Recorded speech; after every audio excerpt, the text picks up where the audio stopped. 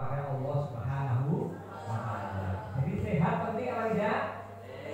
Kalau kita tidak sehat, bisa tidak beribadah dengan baik? Yang laki-laki bisa ke masjid? Yang juga begitu. Jadi kalau dalam keadaan sakit, maka banyak hal yang tidak bisa kita lakukan. Mungkin kita berangkat ke sekolah, berangkat ke tempat belajar, kalau di pondok, itu pun tidak bisa dilakukan. Apalagi aktivitas yang lain. Maka mari kita senantiasa yang pertama mensyukuri nikmat sehat, gitu kan? Maka ada hadis yang menjelaskan tentang ada dua nikmat yang kebanyakan manusia melupakannya. Apa dua nikmat itu? Ternyata adalah nikmat sempat dan nikmat sehat. Jadi kadang orang diberi kesempatan itu terlewatkan begitu saja. Ini santri kalau di pondok sudah terjebak. Coba kalau di rumah, yang saya sering tahu santri itu kalau libur di rumah, coba nanti kamu seperti itu apa tidak? Itu biasanya yang aktivitas sehari-hari apa? Tidur. Biasanya sudah di rumah itu tidurnya di pol-pol karena biasanya kalau di pondok jam 3 sudah dibangunkan. Nah, itu nanti kalau seperti itu seterusnya, waktu itu hanya habis untuk tidur, ya akhirnya kita menjadi kurang bermanfaat dari waktu yang tersedia. Maka Allah mengingatkan wal asr, demi masa, demi waktu. Innal insana lafi khusr. Sesungguhnya semua manusia dalam keadaan merugi. Karena waktu kita bisa merugi. Illa ladzina amanu. Siapa yang tidak merugi? Kecuali yang tidak merugi adalah orang-orang yang beriman wa amilus sholihat. Beriman dan beramal soleh. Kemudian dilanjutkan wa tawassaw bil haq wa tawassaw bis sabr. Jadi kalau kita tidak mau merugi, ya mari waktu yang ada, kesempatan yang diberikan oleh Allah kepada kita manfaatkan dengan baik. Para santri, saya tahu kalian semuanya di pondok itu capek, ngantuk, mungkin juga kadang pusing, mungkin juga lapar, mungkin juga haus dan sebagainya. Tapi itulah saat-saat yang dimana saat itulah kalian memang harus merasakan seperti itu. Coba kalau sekarang ini kalian melewatkan waktu yang memang menurut saya ini masih jernih, masih kuat daya ingatnya dan sebagainya, tapi tidak kamu manfaatkan untuk belajar, untuk menghafal Quran, untuk yang baik-baik, nanti akan melewatkan begitu saja. Dan besok kalau sudah tua, katakan seperti Pak Darus misalkan, atau yang sudah sepuh, Pak Darus itu mau menghafalkan surat, jangan yang panjang-panjang, yang pendek-pendek saja juga sudah banyak tidak ingatnya, banyak lupanya. Tapi kalau kamu kan masih kuat dari ingatnya, loh mikir penolong-penolong. Kamu kan tidak mikir mencari uang untuk biaya ini, biaya itu kan tugasnya orang tua kamu. Kamu tugasnya sudah belajar. Nah, waktu yang tersedia ini jangan sampai terlewatkan, supaya bermanfaat untuk masa depan kalian. Sehingga tidak usah mengeluh. Kalau misalkan masih kantor kok dibangunkan jam 3 misalkan, ya sudah, ini santri itu memang harus begitu. Capek-capek kok suruh masuk kelas misalkan, atau suruh belajar, atau suruh kerja apa, atau suruh apa. Di pondok ini seperti itu. Dan yang seperti inilah yang nanti akan dituai, akan diunduh hasilnya ketika sudah selesai pondoknya. Saya meski Pak Darus belum pernah pondok seperti kamu, tapi Pak Darus sudah memondokkan anak, dan saya sudah merasakan betapa kehidupan yang dinikmati di pondok, ditekuni sampai betul-betul merasakan nikmatnya pondok itu dibangun kelas, kadang dibujuk, kadang dihukum, kadang diberi tugas yang berat dan sebagainya. Tetapi ke belakang nanti atau ke depan nanti akan merasakan betapa itu adalah sesuatu yang memang ternyata membawa kebaikan di kemudian hari. Mungkin sekarang kamu belum bisa merasakan. Ketika diberikan sanksi, diberikan hukuman, ketika diperintah ini, perintah itu, merasa bahwa terbebani. Tapi nanti ketika kamu sudah melewati masa-masa dari pondok ini, kamu baru bisa merasakan betapa dulu saya di pondok itu adalah sesuatu yang sangat berharga. Mungkin kalau saya tidak pondok, saya tidak memiliki hafalan yang banyak, saya tidak memiliki karakter yang kuat, saya tidak memiliki kemandirian yang kuat. sudah selesai pondok, mungkin bahasa Arab sudah menguasai, bahasa Inggris menguasai, sudah kita gampang saja go internasional. Mau kemana? Mau ke Mesir, mau ke Turki, mau ke Saudi, mau ke Yaman, mau ke Hadramaut, itu negara-negara Islam, ya. Atau kemana? Itu kalau sudah ini bekal di pondok itu dipandang cukup. Cuma kalau di sekolah reguler, nggak ada bahasa Arab, nggak ada bahasa Inggris dalam percakapan, saya kira berat untuk langsung menuju ke sekolah internasional. Nanti malam Pak Darus menghadirkan alumni SD Muhammadiyah Kuto Arjo yang dulu 6 tahun pondok juga di Jawa Barat, kemudian setelah selesai 6 tahun itu melanjutkan ke Turki kalau tidak salah, nanti dia cerita sendiri. Dan itu sudah menunjukkan betapa buah dari pondok itu betul-betul bisa dirasakan. Oleh karena itu, para santri mari secapek apapun, ya, sengantuk apapun, atau selelah apapun, sudah terus tekuni saja, nikmati. Kalau ada sesuatu yang memang mungkin dirasa pahit, tidak enak, mungkin kangen orang tua, kangen masakannya, kangen makan enak, itu sudah harus ditahan. Besok pada saat pulang mungkin baru bisa dinikmati, sudah itu dinikmati. Nanti pada saatnya kamu akan menikmati hasil jerih payah yang sudah kamu tempuh selama 6 tahun. 6 tahun atau 3 tahun? 3 tahun atau 6 tahun? Kenapa tidak 6 tahun? Tadi saya sebut yang sudah, kalau 3 tahun itu sebenarnya ya sudah baik. Bersama 3 tahun itu baik. Tapi menurut saya belum lengkap, belum sempurna kalau belum 6 tahun, ya. 6 tahun. Nanti dari sisi bahasanya, hafalannya, karakternya itu sudah kelihatan.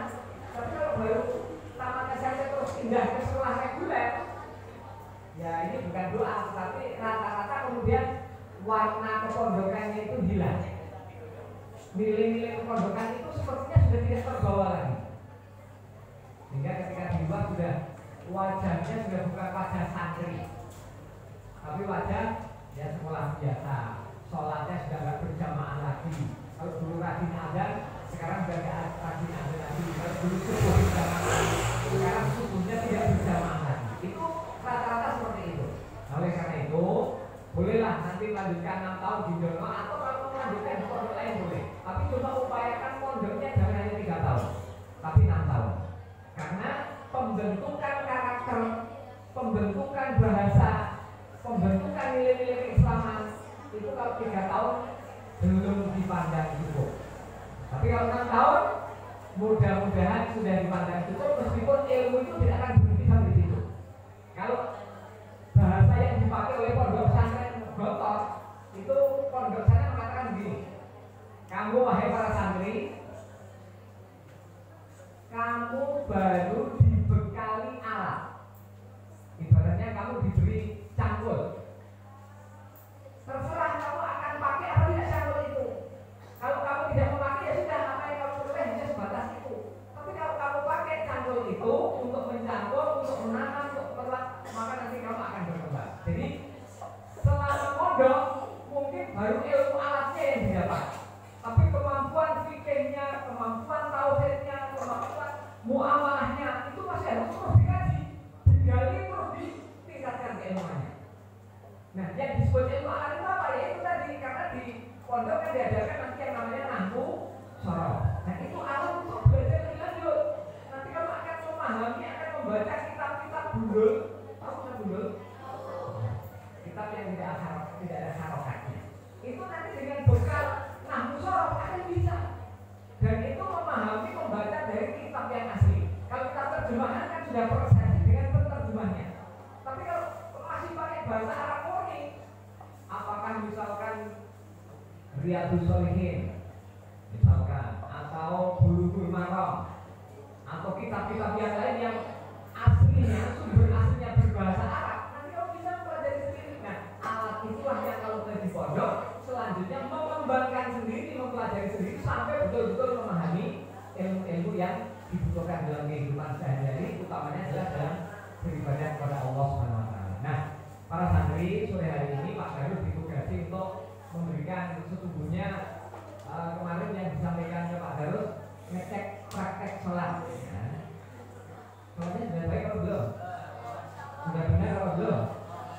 sudah tahu maknanya belum? Nanti akan suatu saat, ini kalau di sini agak mungkin Pak harus dicek satu-satu. Nanti pada saatnya akan dicek satu-satu. Membaca bacaannya dengan terjemahannya. Kalau yang alumni SD Muhammadiyah Bayan seperti Mbak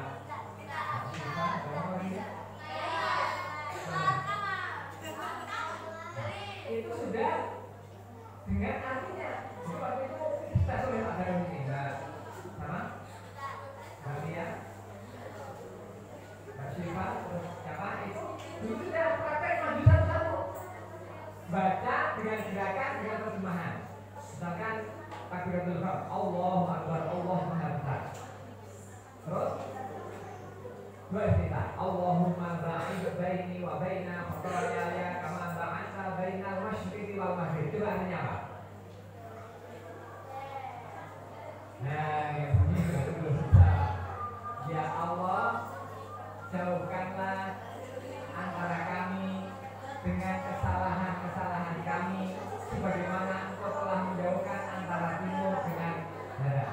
Gitu, balasnya nanti harus tahu semuanya. Gitu kalau cuma dulu ya nanti dibagi apa namanya brosurnya yang di situ nanti ada bacaan sholat beserta terjemahannya. Mau tidak dibagi itu? Mau? Apa maknanya kita sholat tahu maknanya? Apa fungsinya kalau kita memahami bacaan yang dibaca? Fungsinya apa? Menjadikan sholat kita khusyuk. Coba nggak tahu maknanya. Mau khusyuk dari mana? Wong sing diwaca kalau jero artinya orang nyambung. Kalau tidak sinkron, kalau tadi tahu maknanya kan jadi khusyuk.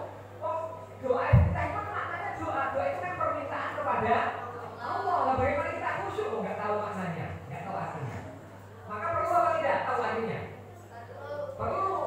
Apalagi santri harus tahu. Jangan sampai santri Darul Arqam bacaan itu benar, artinya orang ngerti. Nah ini nanti dalam waktu dekat insya Allah akan dicek satu-satu. Baik. Sebelum sholat tentu diawali dengan apa? Sebelum sholat harus melakukan apa? Wudu. Nah, tidak mulai dari wudu. Wudu, toharoh, mensucikan diri, bersuci. Nah, wudu itu bersuci dari hadas kecil. Kalau hadas besar harus dengan mandi. Nah, ini yang dari hadas kecil. Sebetulnya kalau ada medianya nanti bisa dipraktekkan tentang wudu. Tapi secara umum begini. Wudu itu menjadi syarat sahnya sholat.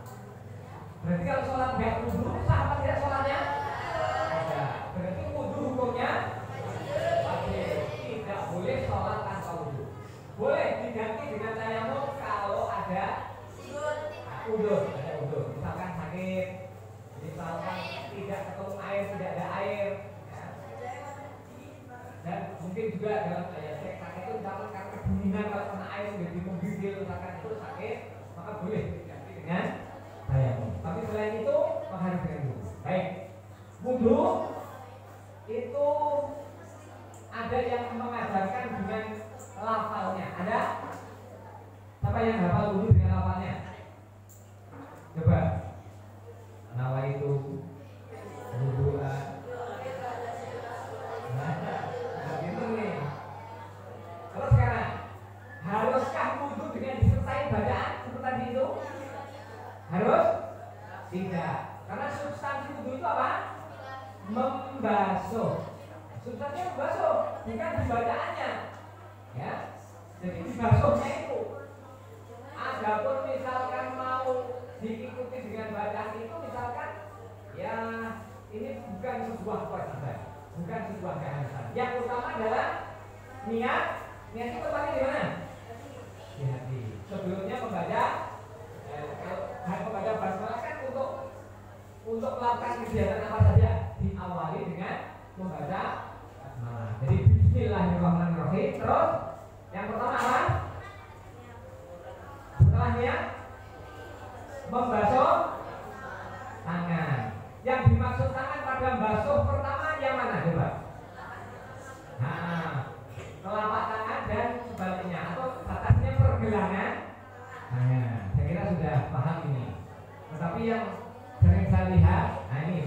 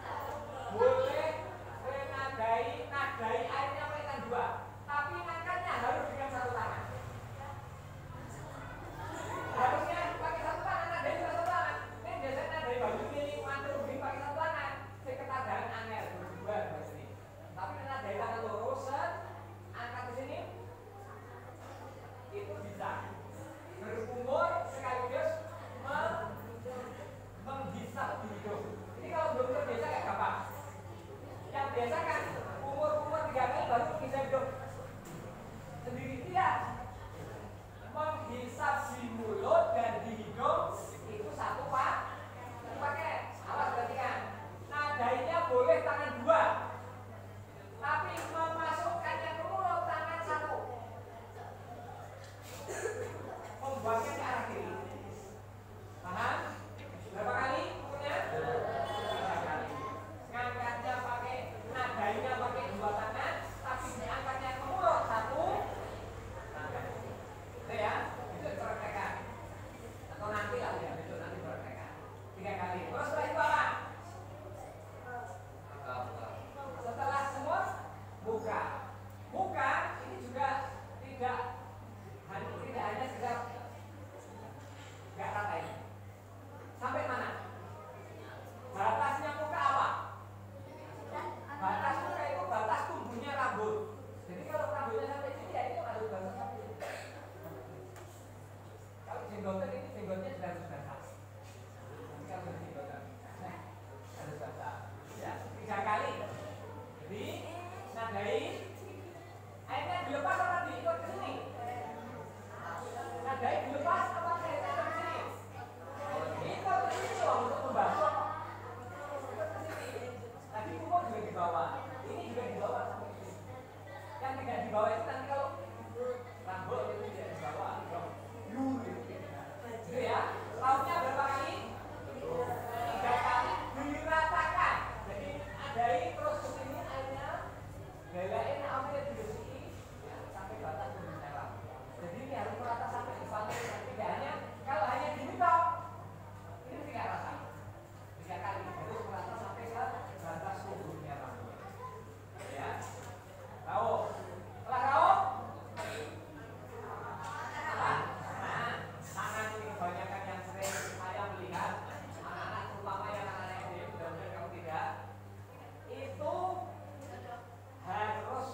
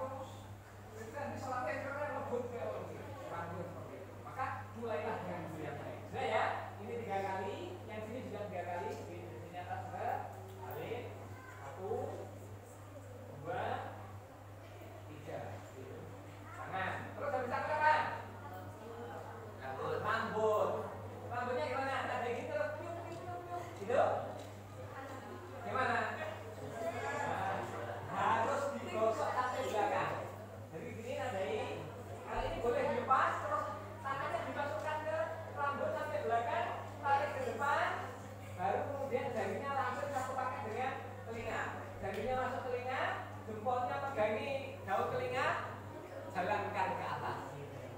Sekali atau 3 kali? Oke, baik. Kemudian yang terakhir, membasuh kaki. Batasnya apa? Tapi kan sulit. Batas pakai pas untuk ini. Nah, terus tidak apa namanya main orang pasti bagaimana tadi ikhlas tadi? Dimunduli. Ini dimunduli orang pakai cucuk itu biar di atas mata kaki dipunduli. Jadi itu sudah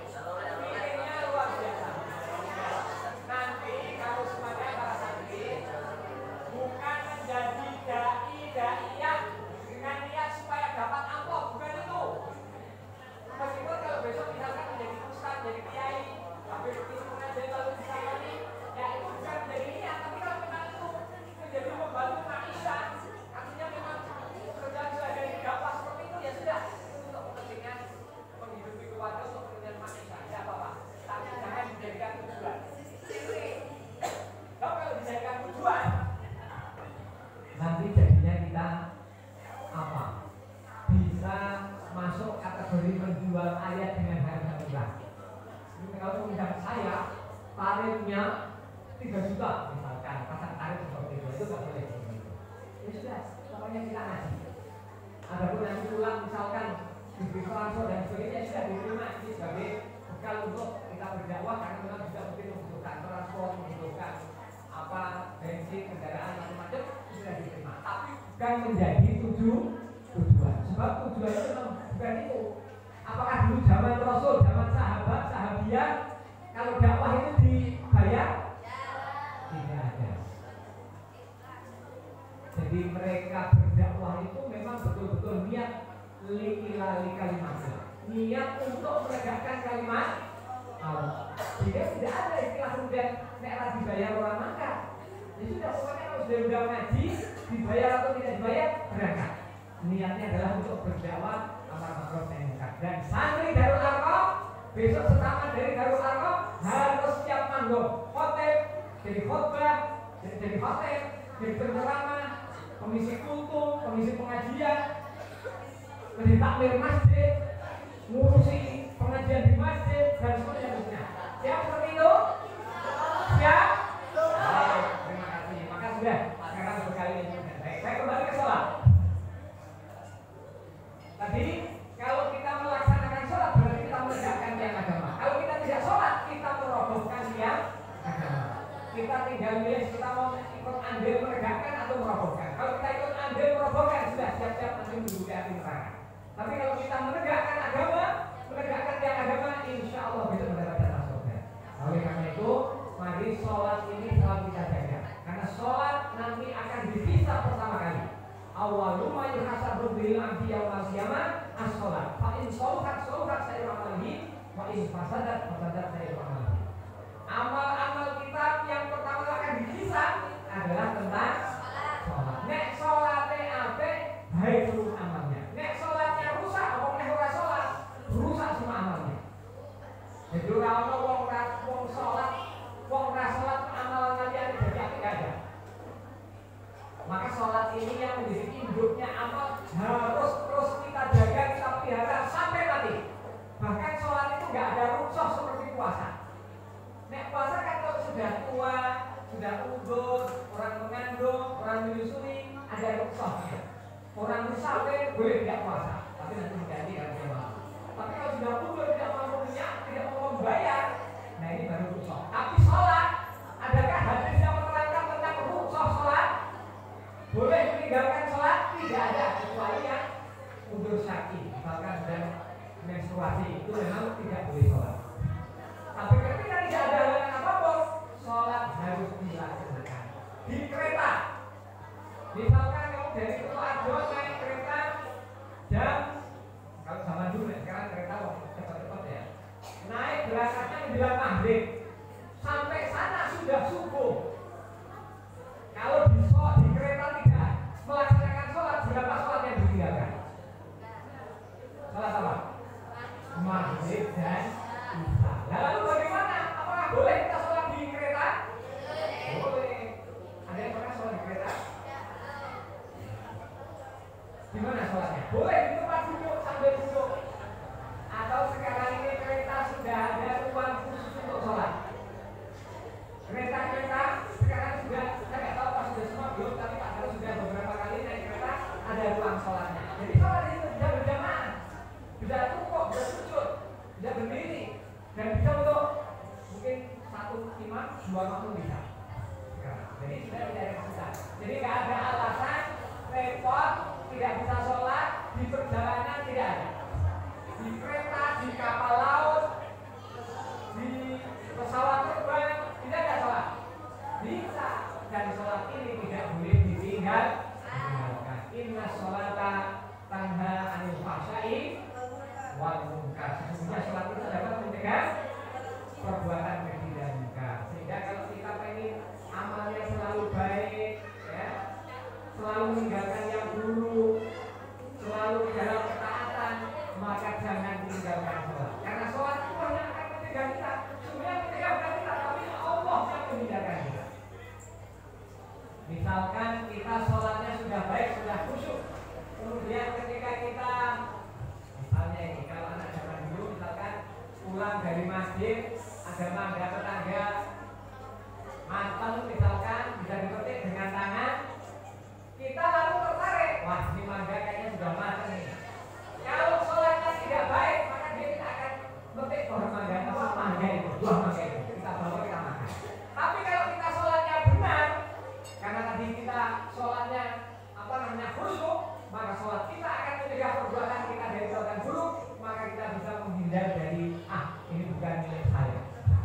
ini saya tidak berhak untuk mengambil. Kalau saya pengen saya harus minta izin kepada pemiliknya. Beda.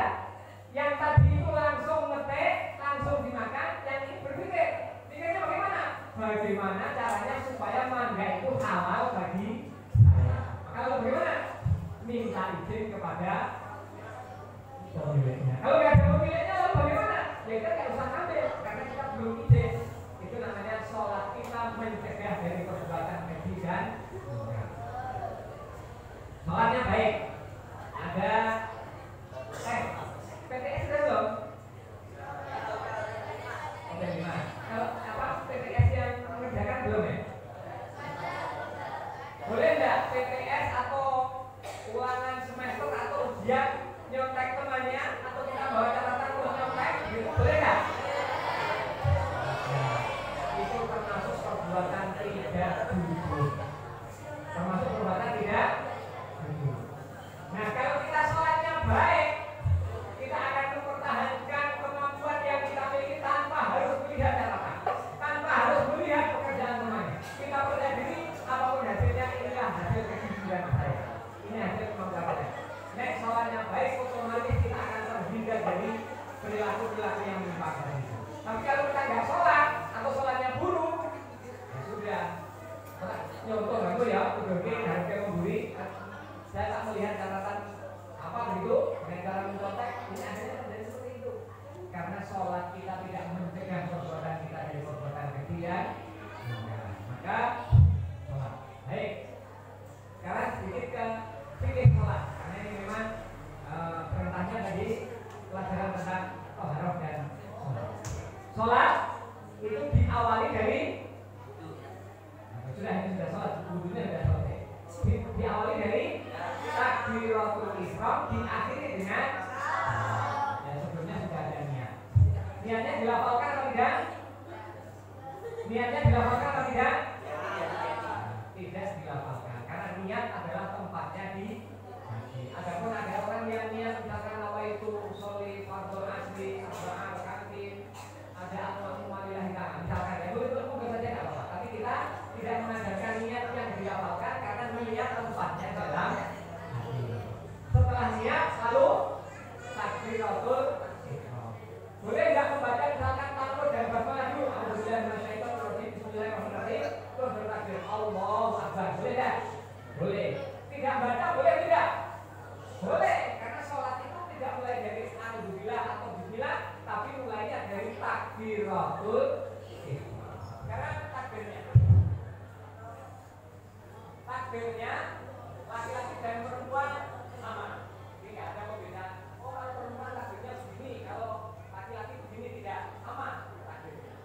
Yaitu dengan mengangkat kedua tangan secara bersamaan sampai ke samping kanan kiri telinga. Jadi kan bisa diangkat ya, sambil mengangkat sambil mengucapkan takbir Allahu Akbar. Dan di sini meskipun ada orang yang sholat takbirnya di sini, ada juga yang sampai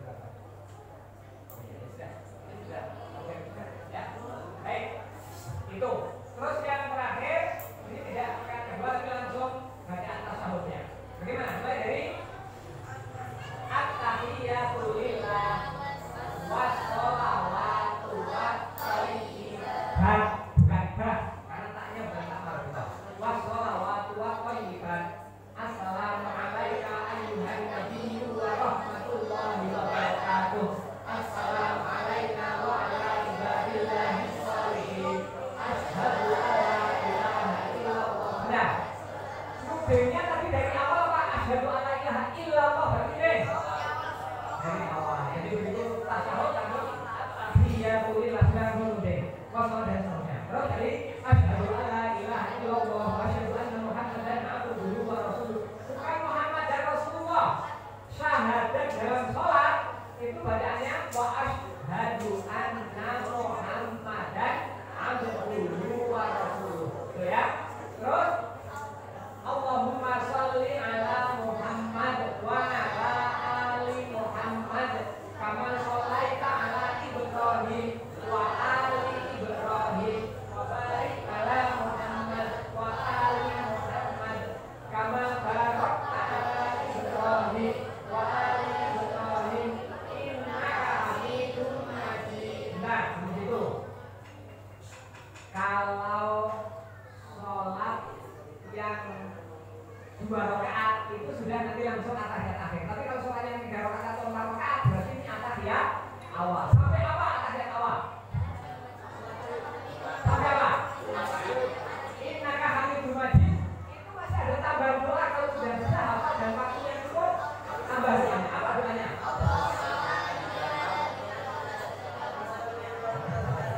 Kalau Allah ini yang memberikan dengan nanti yang atahiyat akhir. Yang atahiyat akhir awal Allahumma a'inni ala dzikrika wa syukrika wa husni ibadatik. Baru kemudian takbir awal. Itu atahiyat awal. Tapi kalau kita sholat berjamaah baru sampai Allahumma sholli ala Muhammad wa ala ali Muhammad, imam sudah berdiri. Kita teruskan sampai rampung atau itu berdiri? Bahkan sampai baca asyhadu alla ilaha illallah wa asyhadu anna Muhammadar Rasulullah. Imam sudah takbir sudah takbir. Kalau kemudian merampungkan seperti enggak boleh begitu. Kalau imam sudah berdiri sudah itu berdiri. Nah, yang atahiyat akhir setelah sampai innaka Hamidum Majid lalu disambung dengan doa terakhir. Apa? Allahumma inni a'udzubika min adzabi jahannam wa min adzabil qabri wa min fitnatil mahya wal mamat wa min syarri fitnatil masiihid dajjal. Doa ini penting sekali karena maknanya sungguh luar biasa. Allahumma inni ya Allah. Allahumma inni a'udzubika ya Allah, sungguhnya aku berlindung kepadamu. Allahumma inni a'udzubika min adzabi jahannam, dari siksa api neraka jahanam. Ya Allah, sungguhnya aku berlindung kepadamu dari siksa api neraka jahanam. Wa min adzabil qabri, dan dari siksa kubur. Jadi nanti ada siksa kubur, ada siksa akhirat. Nah, kalau kita sholatnya benar, sholatnya khusyuk, insya Allah kita dihidupkan. Siksa kubur nggak ngalami, siksa akhirat nggak ngalami. Karena kita sudah berdoa tadi itu. Allahumma inni a'udzubika min adzabi jahannam. Ya Allah, sungguhnya saya berlindung kepadamu dari siksa api neraka jahanam. Wa min adzabil qabri, dan dari siksa kubur. Coba dibayangkan, yang di kuburan galiannya hanya 1 kali 2 meter di rumah. Ditambah disiksa coba. Sengsara apa sengsara? Neraka atau neraka? Kita siksa dilindungi. Allah menambahkan, buatan yang ini amal soleh kita ya Allah yang nolong lantaran amal soleh. Maka berdoa, amin adzabil qabri wa min fitnatil mahya wal mamat, dan dari fitnah hidup dan fitnah mati.